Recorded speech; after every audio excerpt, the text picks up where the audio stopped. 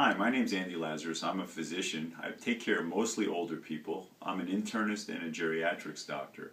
And I just wanted to talk about a new group we're setting up called the Primary Care Action Coalition. We in primary care have been left out of the debate about healthcare reform. The accountable care organizations that we are all part of, or we're supposed to be part of, have been created without our input. The entire ACA and Medicare reform has been created largely without our input.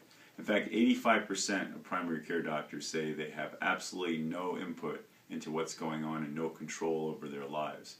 And without a doubt, since the Affordable Care Act's come out, even to those of us who supported it, our life as doctors has been more difficult and our ability to take care of patients has been more difficult.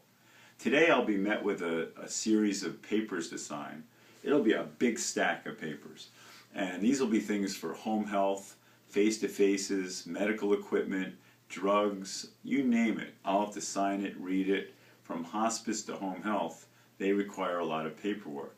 To get a wheelchair, since the Affordable Care Act's come out, has moved from a signature to a very complicated process requiring letters, face-to-face notes, forms to be filled out, and visits, just to get someone a wheelchair. However, despite all this reform, it's still easy for me to send someone to the hospital. And it's virtually impossible for me to take care of my older people at home, the place where they want to be taken care of, the place that every study has shown is the best place to take care of them, and by far the least expensive place.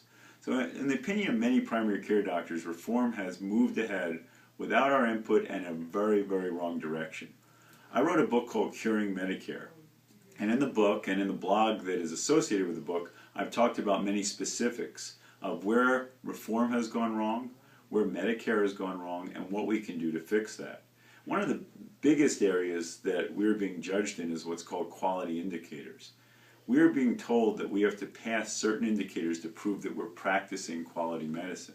Most of the indicators really have no correlation to true quality, and virtually all of them require large amounts of our time to make sure we satisfy Medicare requirements. Today I'll be doing meaningful use, which means for the next 3 months I have to go through my computer every day on every patient and go through certain tasks to prove to Medicare that I'm using the computer appropriately.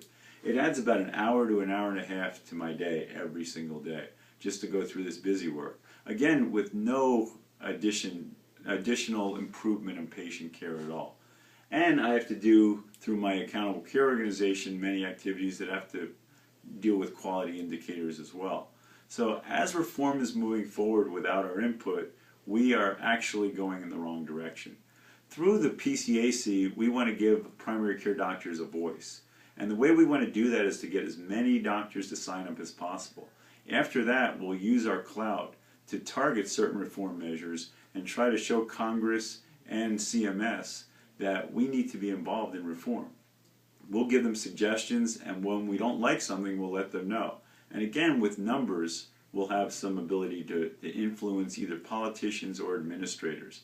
The ultimate goal is actually to be sitting at the table. And I believe that at least half the doctors involved in reform should be primary care doctors, since we make the bulk of all doctors. And we're the ones who patients should be seeing regularly. So I encourage everyone to sign up and join PCAC. There's no obligation for any of the doctors that do. There'll be no additional work and no additional money. We just want to put our names together and our heads together and make this medical environment a better place to work in and a much easier place for us to take care of our patients.